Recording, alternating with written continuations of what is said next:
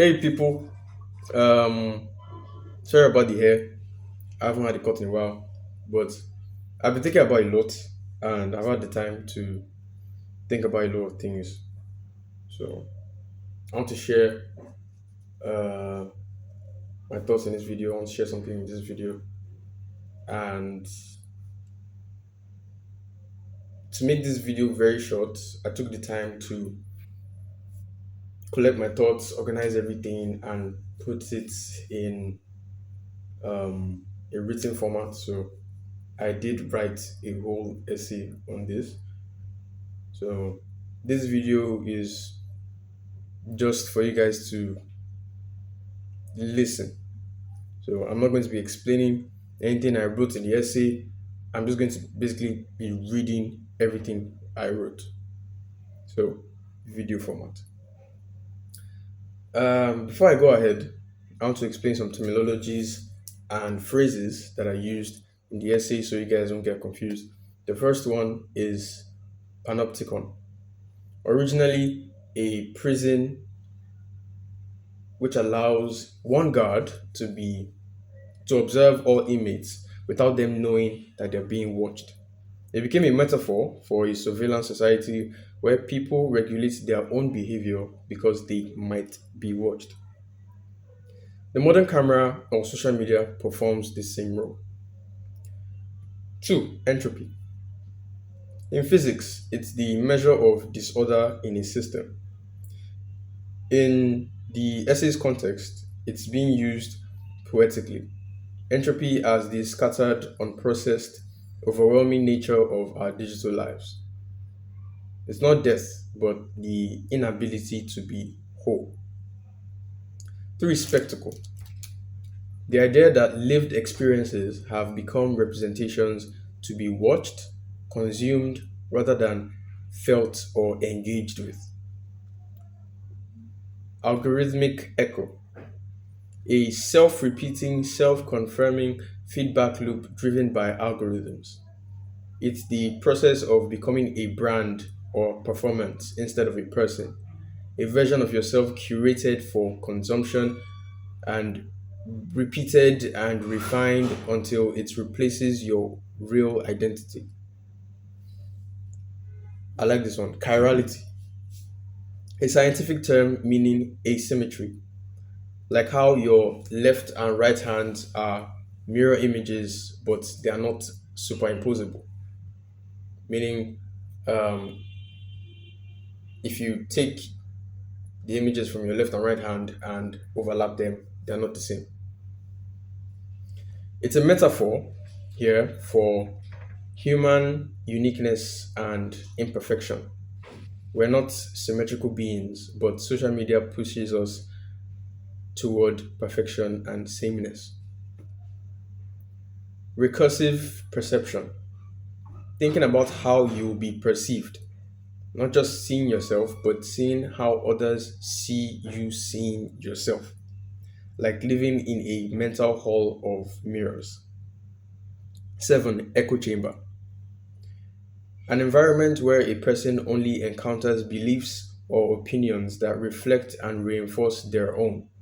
Not no challenge, no growth, just feedback loops. So everybody living in their own social media bubble.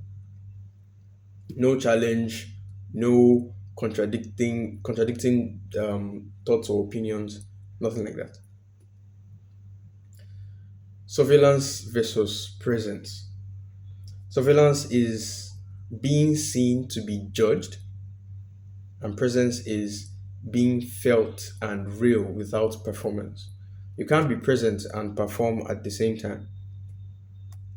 Okay, with those explained, I'm not going to be reading off my essay. So it's titled The Camera is Not the Eye. Lately, I've been sitting with this uncomfortable truth.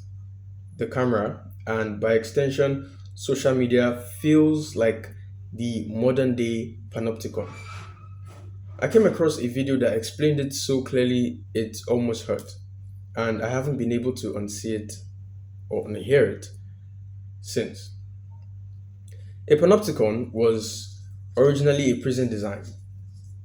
One guard in the middle could see every inmate, but the inmates couldn't see the guard. So they began to self regulate, not because they were being watched, but because they might be. That's how a lot of us live today, under constant digital surveillance. The camera has become the guard, and we, the inmates with ring lights and editing apps. We're not just experiencing life anymore, we're performing it. Presence becomes performance, emotion becomes algorithm, connection becomes content, joy, grief, intimacy, all monetized, curated, and looped. And it's not that we're dead inside, but we're fragmented, what the video called entropy. Not an end, but a scattering, an inability to be whole. And as a creator, it hits hard. I've had those put on the mask one more time moments. When I start something with the best intentions, but somewhere along the line it shifts. The people are watching. Now I'm not doing it to become, I'm doing it to perform, to maintain, to be visible, to stay relevant. The camera isn't the eye, it's not neutral. It doesn't just reflect, it reshapes. It's the ghost of being seen, a filtered mirror. You're not just looking at yourself, you're looking at yourself being looked at. That's called recursive perception, and it splits you. It turns identity into branding, and it teaches you to flinch at your own reflection. This stuff runs deep. Our memory used to be our sacred witness.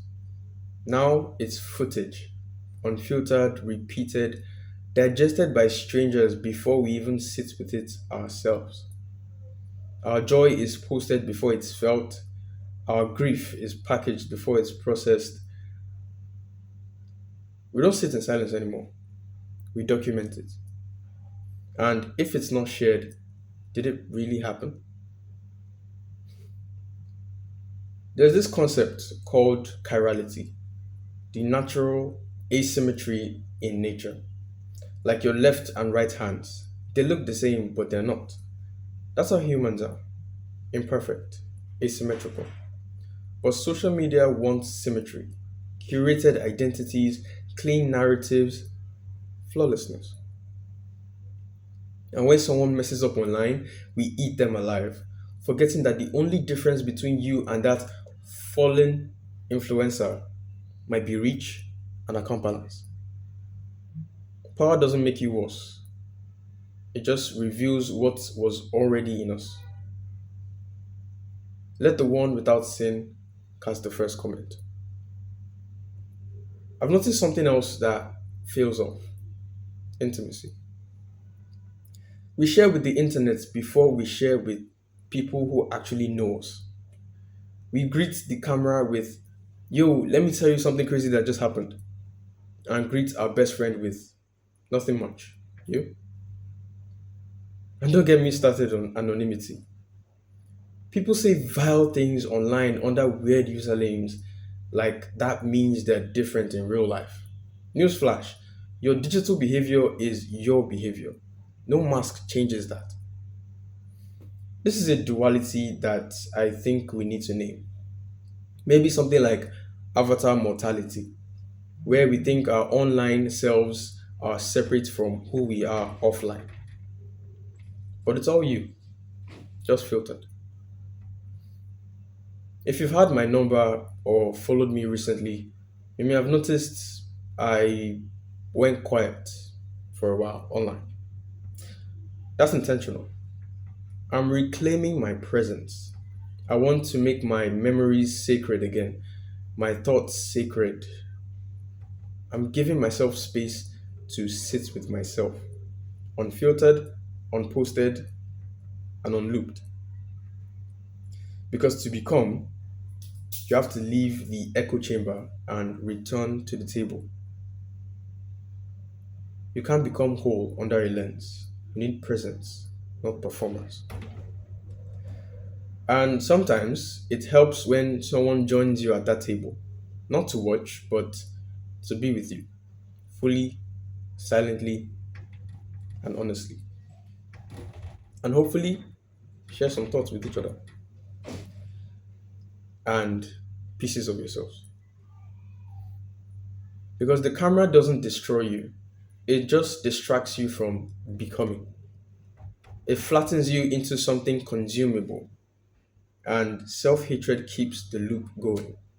We start to believe we only exist if we're watched. But you're not your edits, you're not the angle. And as a photographer, I am not my reach and I am not my aesthetic.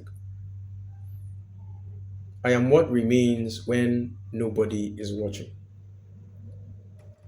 The camera dies not by being smashed, but when we stop performing, when we start beholding again, when we trade surveillance for presence. The escape isn't just to go offline, it's to guard the unperformed moment.